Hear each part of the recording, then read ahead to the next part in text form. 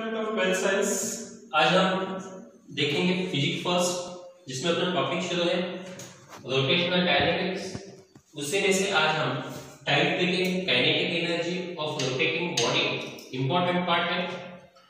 Question इस तरीके से किया जाएगा कि derive N expression for kinetic energy of rotating body, how it depends on angular momentum and frequency.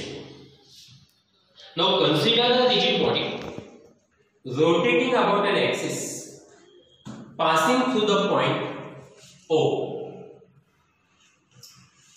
with constant angular velocity omega. Okay? Now see here, suppose the rigid body is made up of n particles of masses m1, m2, m3 dash mn situated at distances r1, r2, r3 dash rn from axis of rotation respectively. यहां पर angular velocity constant है, लेकिन linear velocity क्या होगी? Change होगी, और इसलिए हम उसकी लीनियर वेलोसिटी कंसीडर करेंगे let v1, v2, v3 dash vn vn linear velocity respectively. हमें पता है v r ओमेगा, और इसलिए linear velocity of first particle v1 r1 omega. Kinetic energy का क्या फॉर्मूला अपने पास? Kinetic energy is equal to half into mv square, और इसलिए kinetic energy of first particle is equal to E1 कहेंगे half m1 v1 square. v1 की value देखो यहां पर क्या है? r1 ओमेगा, ये ब्रैकेट का स्क्वायर, ये स्क्वायर दोनों को हम देंगे r1 स्क्वायर ओमेगा स्क्वायर। हमें पता है यहां पर ये E1 है। सिमिलर है E2 के बारे में कैसा होगा फॉर्मूला, इसी पर से हम कंसीडर कीजिए इसको। E2 is equal to half m2 r2 square omega square. E3 is equal to क्या आएगा? Half m3 r3 square omega square. इसी तरीके से जो अपना लास्ट पार्टिकल है उसकी जो काइनेटिक एनर्जी वो होगी En is equal to half mn square rn square omega square. अब इन इस सब काइनेटिक एनर्जीज की हम एडिशन करेंगे, जिसको हम कहेंगे total kinetic energy of rotating body.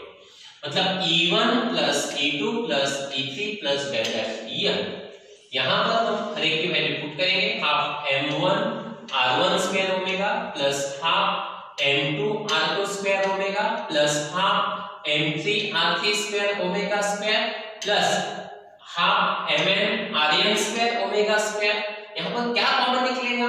Half common है, और आखिरी में हम ओमेगा स्क्वायर कॉमन लेंगे। क्या रहेगा कि m1 r1 square plus m2 r2 square plus m3 r3 square plus bracket mn rn square.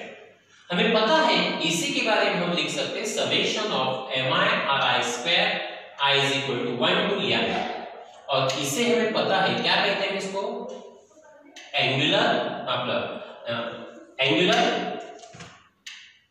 इसी को हम कहेंगे moment of inertia.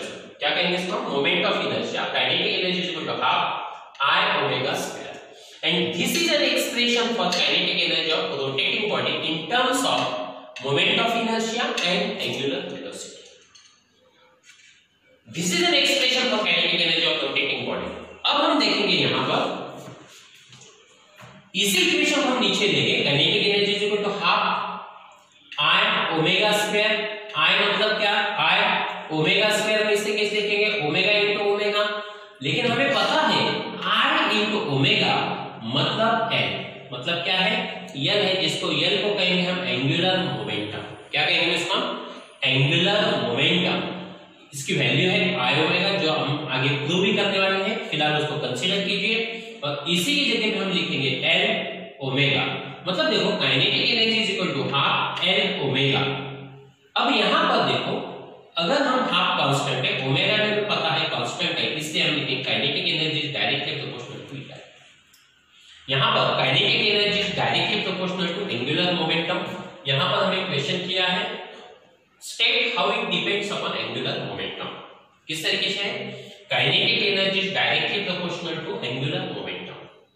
From equation 1 again half I omega square, half I omega मतलब 2 pi n bracket square, bracket square हर एक को दो, 2 square pi square n square, omega मतलब क्या है 2 pi n, n means frequency. अब हम पता है हाफ काइनेटिक 4 i, ये 4 है i pi square n square. अब देखो यहां पर half constant, 4 constant, i constant, pi square constant, और इसलिए क्या रहेगा kinetic energy directly proportional to square of frequency, hence kinetic energy directly proportional to square of frequency. Okay, thank you. Hello students, अब हम kinetic energy of rotating body इस पे depend कुछ MCQs लेंगे जो इंपॉर्टेंट है। फर्स्ट एमसीक्यूज है अ flywheel of MI, एक फ्लाईव्हील है जिसका एमआई दिया है मतलब आई दिया है 0.32 kg metre square, rotating steadily at 120 rad per second, 120 rad per second मतलब एंगुलर वेलोसिटी आपको दिया है,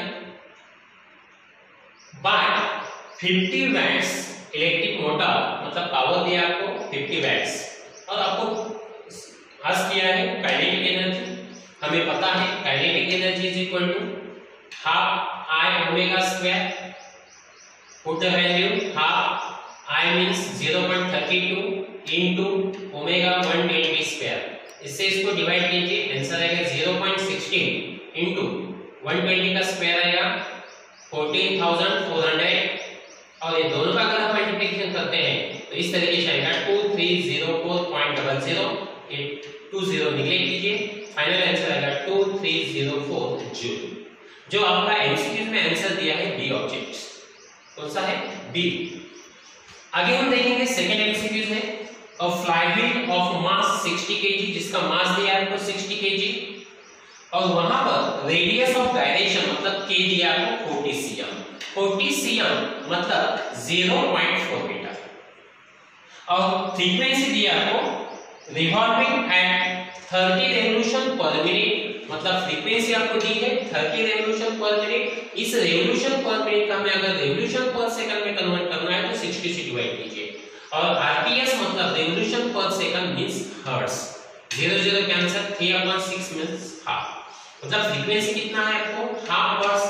अगेन आपको काइनेटिक एनर्जी पास किया है, काइनेटिक एनर्जी को हाफ आई ओमेगा स्क्वायर, आई मतलब क्या रेडियस ऑफ गायरेशन के फॉर्मेट में आई एम इनटू के स्क्वायर इनटू ओमेगा मतलब क्या 2 पाई n, स्क्वायर होने की वजह से square square square, put the value and simplify, half m मतलब 60 इनटू k कितना है 0.4 स्क्वायर इनटू 2 स्क्वायर मतलब 4 पाई स्क्वायर, n मतलब क्या हाफ, स्क्वायर होने की वजह से दोनों को स्क्वायर स्क्वायर हो, इससे इसको डिवाइड कीजिए 30 इनटू इसका स्क्वायर आएगा 0.16 into 4 pi square, 1 square 1 2 square 4 4 cancel, ये दोनों का मल्टीप्लिकेशन कीजिए 4.80 पाई स्क्वायर मतलब 4.8 पाई स्क्वायर जूल, आपका आंसर है सी। अब हम नेक्स्ट देखेंगे 4 नंबर के क्वेश्चन कि यहां पर आपको इस तरीके से किया है। 4 नंबर का क्वेश्चन है a rod of length L, length आपको L दिया है, डेंसिटी दी है आपको D, area of cross section जो कैपिटल है, is rotating about its centre with velocity omega perpendicular to its length, rotational kinetic energies. अब देखो यहां पर और रॉड के बारे में हम सोचेंगे। बस रॉड का फार्मूला अपने पास दो फार्मूले हैं, एक axis mi of rod about an axis passing through centre, passing through centre के लिए फार्मूला फॉर्म करने के लिए ये जो अपना रॉड है, रॉड में का ये जो लेटर है फर्स्ट लेटर r, उसको वर्टिकल कट कीजिए, वर्टिकल अगर कट करते हैं हमको हम इसको तो इस तरीके से आएगा आपका 1 और 2 आएगा, 1 और 2 ऐसे दो पार्ट्स के प्रिपेयर हो गए। तो हम क्या करेंगे इसको 12 mi क्यों लेंगे? क्योंकि mi of a rod about an axis passing through its center perpendicular to its length सवाल किया हमने, और इसलिए हम लिखते हैं IC। देखो यहाँ पर mi के अपने पास दो ही फॉर्मूले, कौन सी भी बॉडी का अगर mi हमें निकालना है हमारे पास दो ही आएंगे, एक ml² आएगा और mr² आएगा, बाकी अदर वैल्यू चेंज हो सकती है, लेकिन एक रॉड के बारे में ml² फिक्स, अदर बॉडीज के लिए mr² fix, other value change होगी, या वो भी नंबर चेंज होंगे या कांस्टेंट चेंज होंगे। आए समझ में? तो हम रॉड के लिए रेडियस नहीं होता, उसको लेंथ होता है, इसके लिए ml², और ये जो 1 2 मैंने किया उसको 12 से डिवाइड करेंगे। आए समझ में? और जिस वक्त हम उसको पासिंग थ्रू 1 एंड अगर पूछेंगे, ये दोनों का एडिशन कीजिए, 1 + 2 3 होगा, यहाँ पर हम 3 लिखेंगे ml²। तो हमें अभी क्या चाहिए? सिर्फ IC = ml²/12। हम 1/12 m मतलब मास, L² मास का एक फॉर्मूला है अपने पास, वॉल्यूम इनटू डेंसिटी। 1/12 वॉल्यूम का फॉर्मूला है अपने पास, area into height, density into L²। 1/12 area means capital A, height ये जो इसकी लेंथ है, इसको अगर हम ऐसा करेंगे, ये होगा उसकी हाइट कितनी है, हाइट L, उसकी लेंथ कितनी, और इसलिए हाइट की जगह पे हम लेंगे L, डेंसिटी D, L²। अब इसको कंबाइन कीजिए, 1/12 A L² L³ into T। हमें आज किया है यहाँ पे kinetic energy equal to half IC ओमेगा², अपना फॉर्मूला है I ओमेगा², I मतलब क्या? IC पहले पुट कीजिए, half 1/12 A L³ D into omega, और सिंपल कीजिए 1/24 A L³ D ओमेगा²। मतलब आपके पर जो ऑब्जेक्शन है वहां पे जो ये है पॉसिबिलिटी अपने पास है C आंसर। कौन सा आंसर है उसका? C। समझ में आ गया? अब हम देखेंगे question number 5। Kinetic energy of body is 4 joule. आपको काइनेटिक एनर्जी दिया 4 जूल, और आपको मोमेंट ऑफ इनर्शिया दिया है 2 kg/m²। आपको आस्क किया है मोमेंट, एंगुलर मोमेंटम, मतलब क्या किया? Angular momentum. देखो यहाँ पर k = हाफ I ओमेगा²। हम क्या करेंगे यहाँ पर रेफरेंस के लिए I/I लेंगे, I कैंसिल, ये आंसर I/I × I ओमेगा²। अब देखो हम क्या करेंगे, ये I और ये I² और ये omega means I omega bracket square upon क्या आएगा, ये 2 और I नीचे आएगा, 1/2 L² देखो यहां पर I ओमेगा ये जो है इसको हम कहेंगे L² अपॉन I। मतलब काइनेटिक एनर्जी का ये फॉर्मूला है, ये फॉर्मूला अगर हमें लर्न है, ये करने की जरूरत नहीं, डायरेक्ट ये फॉर्मूला आप लर्न कीजिए। Kinetic energy is half L² upon I। यदि आपको ऊपर का समझ में अगर नहीं आता है उसको निगलेक्ट कीजिए, डायरेक्ट ये फॉर्मूला आप लर्न कीजिए, k = half L² upon I। आया समझ में? Okay, put the value is sorry इसको इधर भेज दो, 2 * I इधर आएगा, k = L²। Put the value 2 * k कितना है 4, I 2 कितना आएगा, L² = 16, taking square root L = 16 का स्क्वायर रूट 4 kg/m²। आंसर है आपका C। अब हम देखेंगे काइनेटिक एनर्जी। आगे हमने 5th नंबर का क्वेश्चन है, kinetic energy of body is 4 joule end moment of inertia. अब हम नेक्स्ट देखेंगे, हम यहां पर आपको यही फॉर्मूला नीचे लेंगे, kinetic energy is half L² I। अगर यहां पर उन्होंने नेक्स्ट एग्जांपल में कहा है L is a constant, angular momentum is a constant, अगर कांस्टेंट होता है E और I में क्या रिलेशन होगा, Ke मतलब E is inversely proportional to I। इसका मतलब क्या, हमें पता है इनवर्सली प्रोपोर्शनल मतलब क्या, अगर एक बढ़ता है तो दूसरा क्या होगा, कम होगा। इसलिए if I1 is greater than I12 है तो हम क्या कहेंगे, E1 is less than E2। समझ में आया क्या? देखो यहाँ पर E और I में कौन सा रिलेशन है, इनवर्स। इनवर्स रिलेशन क्या कहता है, अगर I बढ़ेगा E कम होगा, और यहाँ पर I कम होगा तो E क्या होगा, बढ़ेगा।